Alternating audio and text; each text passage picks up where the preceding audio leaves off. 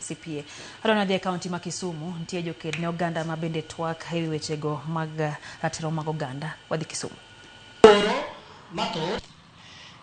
Nikech machiegni kinde mosekadho matin waneno ka jatelo mar migao mar tisa ne jomoko biro office ma Nairobi ka gipenjo kuma intie.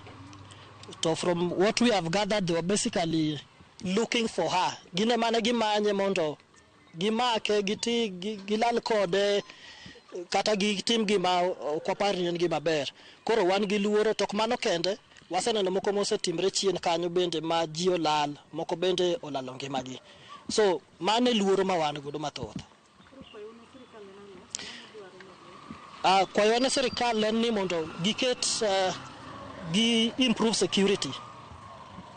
Gi improve security mondo kik joma tiyo tijgi kaluwore gi chik bed gi luoro moro amora. Mar ariyo, wakwayo migepe duto mek sirikal, IPOA gini ODPP mondo gitim investigations. Wadwang'e ni joma timo mahundu ainagi gin jomage. Who are they?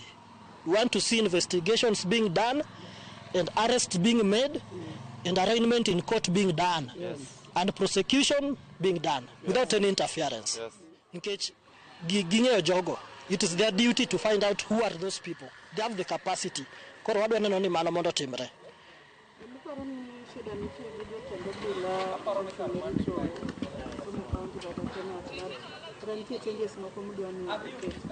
All we are asking for is that we have the Independent Police Oversight Authority. Giti tijgi.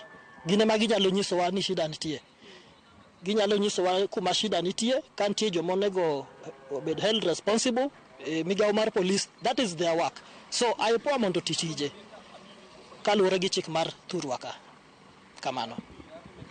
Viva comrades, viva! Viva! Power to human rights defenders, more power! More power! Down with the HRD intimidations, down! Down! Abash HRD intimidations, abash! Abash! Viva the people, viva! Viva!